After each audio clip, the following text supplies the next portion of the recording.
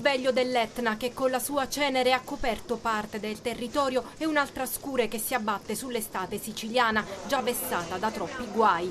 L'aeroporto Fontanarossa, prima piegato dal rogo che lo ha messo KO per settimane, adesso invaso dalla terra vulcanica, ha dovuto dirottare i voli sin dal mattino a Comiso o Trapani per consentire le operazioni di ripristino della pista, la cui conclusione è stata rinviata dalla SAC alle 6 del 15 agosto, Etna permettendo. Dalle 12 alle 20 era prevista da Catania la partenza di 57 voli e l'arrivo di 68, tante le difficoltà per migliaia di passeggeri. Ancora nel pomeriggio centinaia, tra cui molte famiglie con bambini accampati in attesa di notizie. Fuori dalle sale dell'aerostazione un caldo torrido e una fila lunghissima davanti la fermata dei taxi. Molti, tra cui un numero impressionante di stranieri, sono diretti in città nella speranza di poter partire prima possibile. Una famiglia già sconvolta per il viaggio all'andata a causa del rogo a Fontanarossa e del dirottamento a Comiso, con il volo fissato oggi dovrà partire giorno 16 da Palermo. Domani non ci sono voli. Altri passeggeri avevano il volo per Milano alle 9, ma è stato cancellato. Forse dormiamo qui in aeroporto, dicono. Dovevo andare a Bologna. Purtroppo ci hanno inviato tutto e adesso partiamo domani da Palermo. Non sono mancate polemiche sulla pagina Facebook dell'aeroporto e lamentele da parte dei passeggeri. Italia Rimborsi spiega che è previsto il rimborso delle spese extra sostenute dal viaggiatore. Questo passeggero, diretto a Ginevra, ha rinunciato alla riprotezione del volo, chiederà il rimborso. È stato tutto annullato e per il momento non abbiamo più informazione. Dunque adesso meglio che me la vedo da me,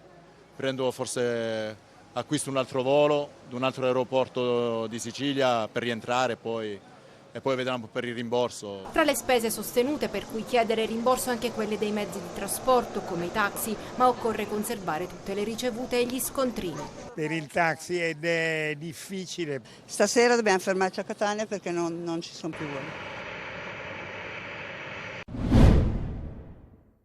A Porto Empedocle è emergenza migranti. Nell'area di transito creata per le pre-identificazioni al porto ci sono 1100 migranti, ma in serata si attende l'arrivo di 379 migranti imbarcati sul traghetto Galaxy e altri 200 ne arriveranno invece domani. Oggi pomeriggio intanto su disposizione della Prefettura di Agrigento è stato effettuato un trasferimento di 230 persone scortate dalla polizia verso strutture d'accoglienza dell'isola. Per fronteggiare l'emergenza la Prefettura già ieri ha individuato la soluzione a brevissimo termine dell'utilizzo del palasport. Stamane era previsto l'intervento della ditta che si occupa della raccolta dei rifiuti per conto del comune e la rimozione degli ingombranti. A edificio ripulito potranno essere ospitati circa 600 persone, mentre 300 potranno restare nell'area del porto dove nei prossimi giorni verranno collocati 3 tendoni. È finita per fortuna la protesta poi dei dipendenti del titolare di un locale della cittadina che aveva di fatto rallentato la sistemazione temporanea di diversi gruppi di persone, fra cui donne e bambini, persone che durante la notte sono rimasti, visto che le temperature si sono abbassate al ghiaccio, sotto i gazebi sistemati nella parte terminale del porto. Sono invece 1764 i migranti rimasti a Lampedusa, compresi gli ultimi 109 sbarcati fra la notte e l'alba.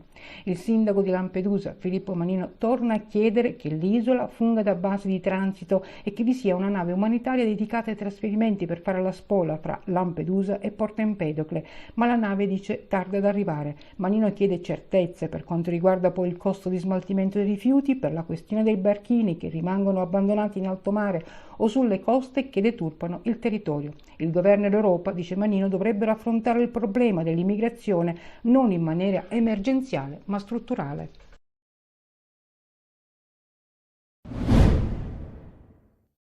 Da alcuni anni in realtà ci sono movimenti di diverse persone che fanno riferimento a diverse, chiese, perché si autodefiniscono così.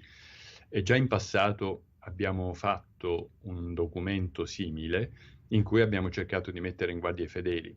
Dagli Stati Uniti, dove trascorre le vacanze in una parrocchia di Manhattan, a New York, Antonino Raspanti ammonisce ancora: attenzione ai falsi preti. Il vescovo di Acirale, presidente della Conferenza Episcopale Siciliana, mette in guardia i fedeli. Nel territorio di riposto, che fa parte proprio della diocesi di Acirale, erano stati segnalati diversi casi di celebrazione illecita dei sacramenti. Raspanti dunque ha deciso di intervenire con una nota in cui si parla di ministri di culto che dichiarano di appartenere ad una comunità ecclesiale che si attribuisce il nome cattolica, pur non avendo alcun vincolo di comunione con la Chiesa Cattolica Romana e con il Papa. Il comunicato è stato affisso nelle chiese della diocesi e letto durante la messa. Il fenomeno, inoltre, pare stia dilagando sui social, con benedizioni a domicilio e celebrazioni pubbliche con foto e video postati su TikTok. La possibilità di irradiare, potenzialmente infinita, di fatto comunque ha sempre dei limiti, e tuttavia certamente travalica di molto i confini territoriali di una diocesi sostanzialmente piccola come quella di Acireale. C'è anche un ammonimento per chi decide di partecipare alle celebrazioni di queste comunità e ricevere i sacramenti. Mi incombe il dovere di mettere in guardia i fedeli battezzati attualmente in piena comunione, insomma pienamente cattolici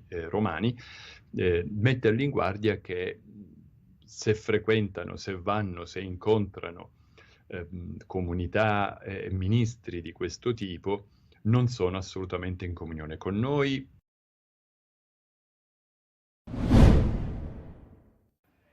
I ladri non risparmiano nemmeno la chiesa e nei magazzini di Caritas e Scout fanno razzia di quello che trovano. È accaduto nella parrocchia Cristo Re a Lentini. A fare la scoperta i capi Scout a Gesci. Era notte quando qualcuno si è introdotto nei locali portando via scorte di alimentari e attrezzature. Non è da escludere che chi ha commesso il furto possa conoscere il posto, perché dalla dinamica, si legge nel post pubblicato sulla pagina Facebook degli Scout, è apparso subito chiaro che non era la prima volta che entrassero nei locali parrocchiali dove mensilmente la Caritas svolge il proprio servizio.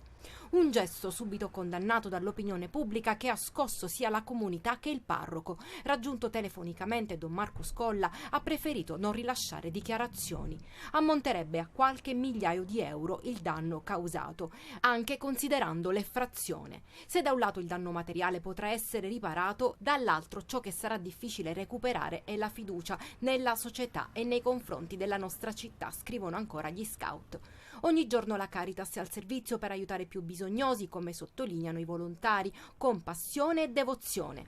Ma il furto non li ferma. Noi continueremo a costruirci cassapanche, continueremo a creare tavoli e incidere il cuoio. Faremo tutto quello che avreste voluto impedirci di fare rubando i nostri attrezzi. Una sola cosa: non potete calpestare i nostri sogni e quelli dei nostri ragazzi. Si chiude il post con un messaggio indirizzato a chi ha commesso il furto. Intanto i volontari vanno avanti mentre i carabinieri sono a caccia degli autori del furto, difficili da individuare al momento. Pare che sul posto non ci siano telecamere.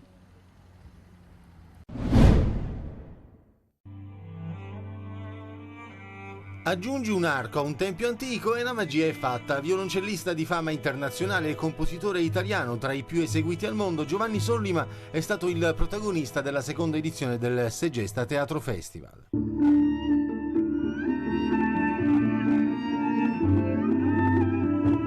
Una rara reunion dell'ensemble elettroacustico fondato durante il periodo newyorkese tra la fine degli anni 90 e il 2000, il cui nome è stato suggerito al musicista dal compositore Philip Glass.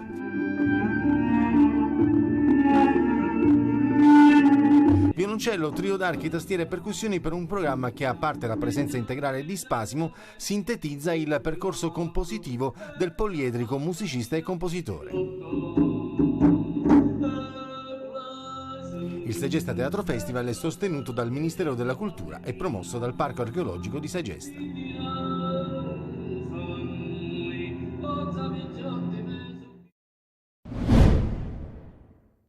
Per il Palermo oggi è un giorno storico. Ha infatti aperto il nuovo centro sportivo a Torretta e i rosanero, alla vigilia di Ferragosto, hanno svolto il primo allenamento. La struttura prende il nome di Palermo Football Club City Football Academy. La squadra ha sostenuto il primo storico allenamento nella nuova struttura, che è ancora in una fase provvisoria. I 2 campi in erba, la clubhouse per i pasti con la nuova cucina e una struttura temporanea completamente attrezzata con palestra e spogliatoi. Primo giorno di allenamento nella settimana settimana che porterà alla sfida di Bari in campionato. In programma venerdì sera al San Nicola. Il ritorno al 4-3-3 è stato ben assorbito dalla squadra, che ha messo in campo le idee di gioco maturate in ritiro. Eugenio Corini, da questo punto di vista, può essere soddisfatto. I rosa seguono l'allenatore e credono nei suoi concetti. Mercato: sfumano Prati e Morutan. Il primo andrà al Cagliari di Ranieri, il secondo invece tornerà al Pisa. Ma il DS Rinaudo sta comunque lavorando sul piano B, che dovrebbe essere Rivas della Regina. Sulla fascia sinistra l'idea adesso è quella di arrivare a Corrado della Ternana. Resta aperta anche la pista che porta a Di Chiara della Regina. Ore di relax per i calciatori del Catania che, dopo l'allenamento congiunto con il Paternò terminato 0-0, hanno chiuso il ritiro di Zafferana. Tabiani fino ad ora ha diretto 32 sedute. Mercoledì pomeriggio al Carone di Ragalna la ripresa della preparazione, in attesa di avere disponibili il Massimino e il Cibalino e in vista della prima di campionato contro il Crotone proprio nello stadio di casa. Se la squadra si rilassa per queste festività, continua incessante il lavoro della dirigenza, con il DS Laneri in testa che sul mercato deve centrare gli ultimi colpi. Pur trattandosi di allenamento dopo un lavoro di preparazione certamente pesante, lo 0-0 con il Paternò ha ribadito ulteriormente quello che è noto da tempo a tifosi e dirigenza: l'attaccante con un numero importante di gol potenziale in campionato è fondamentale. I nomi accostati sono tanti, dal potenziale ritorno di Fiamma per Caturano a Di Carmine fino a Galabinov, ma altri se ne potrebbero aggiungere. L'idea, come è noto, è un giocatore con qualità che possa essere utile anche in futuro per la cadetteria, ma per completare l'organico e renderlo in assoluto competitivo per i primi posti, oltre all'attaccante è necessario l'altro difensore centrale con Liotti, che potrebbe fare al caso, ma qualcosa ancora per dare alternative di valore, il ruolo importante a centrocampo ad esempio potrà arrivare. Insomma, il lavoro non manca di certo e il periodo che seguirà il Ferragosto diventerà decisivo e coinciderà anche con il lancio della campagna abbonamenti.